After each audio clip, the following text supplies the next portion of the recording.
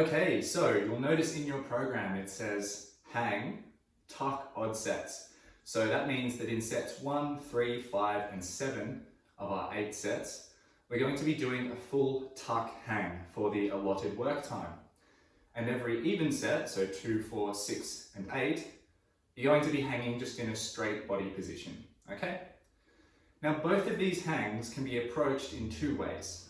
Either a passive hang, which is completely relaxing through the shoulders, allowing your shoulders to be up near your ears and treating this as a stretch effect, or an active hang, which is where we wrap the shoulders down and we hold, creating a strengthening effect, which stabilizes the shoulders.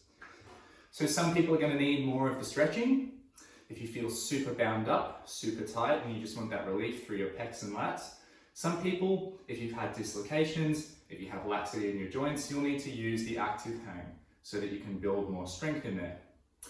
Now that we've got that covered and you decide which one is going to work for you, here are the two types of hang. So the first, our straight hang.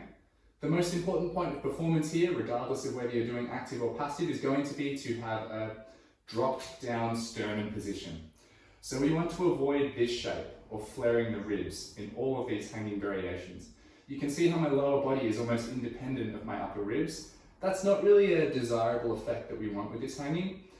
With most of our exercises, we want to be able to stack the ribs nicely over the pelvis. And if you imagine the bottom of the rib cage and the top of the pelvis being aligned, we don't want that to look like a pizza. We want it like French fries. We want them parallel.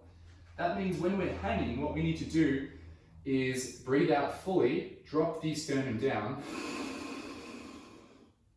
and now you can see the front of my body is nice and flat and flush, and my shoulders are a bit more open relative to my torso. So of course you can breathe here, but we do that powerful exhale to learn the position. So this is your straight hang. And now for your tuck hang sets, you're going to start from this same position, so no flaring. We're breathing out, dropping down.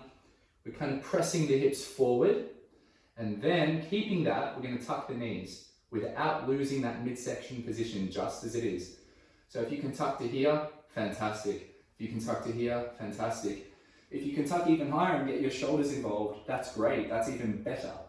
Because the purpose of this tuck is to prepare you to be able to get your hips and legs in front of your body, and then have the ab strength to lift them up high to do a toes to bar exercise. Now, if we do our tucks like this, with an arched back, flared ribs, and even a tucked under pelvis but still flared ribs, it's going to be very difficult to get into that position. And it's just not really a connected front line. And we need a connected front line for these hangs. So that's how you'll do your tuck. Knees together as high as possible, hips pressing forward, front ribs down.